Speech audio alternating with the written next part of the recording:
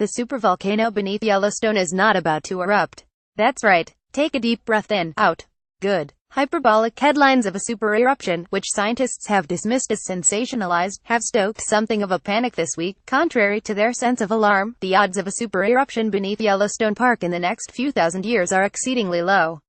As Snopes details, these stories seemed to have misinterpreted a New York Times article based on the work of Hannah Shamloo of Arizona State University, and to have raised the specter that the volcano under Yellowstone could, at some point soon, undergo a super eruption. Keep up with this story and more by subscribing now rather than predicting a perilous blanket of ash. Shamloo's work provides evidence that the changes in the magma beneath Yellowstone that led to the last such super eruption happened on a shorter geological timescale than previously thought.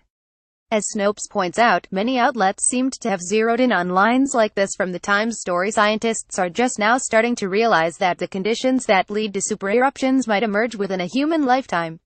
That does not mean a super eruption is going to happen within a human lifetime.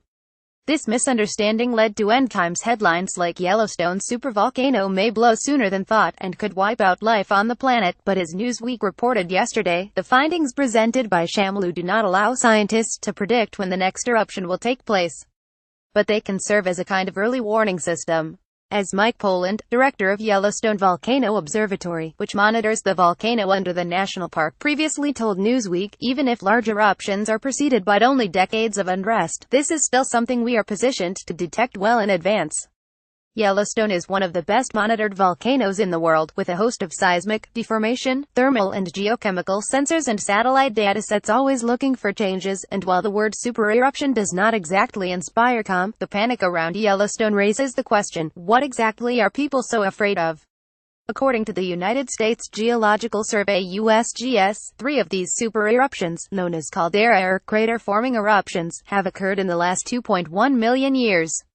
The most recent of these was 631,000 years ago. The word caldera refers to the huge craters that form when the massive flows of magma from these events cause the ground to collapse and swallow the mountains above. In the words of the USGS, if another large caldera-forming eruption were to occur at Yellowstone, its effects would be worldwide. Thick ash deposits would bury vast areas of the United States, and injection of huge volumes of volcanic gases into the atmosphere could drastically affect global climate. Fortunately, the Yellowstone volcanic system shows no signs that it is headed towards such an eruption. The probability of a large caldera-forming eruption within the next few thousand years is exceedingly low. Now, feel free to redirect your anxieties elsewhere in the news cycle.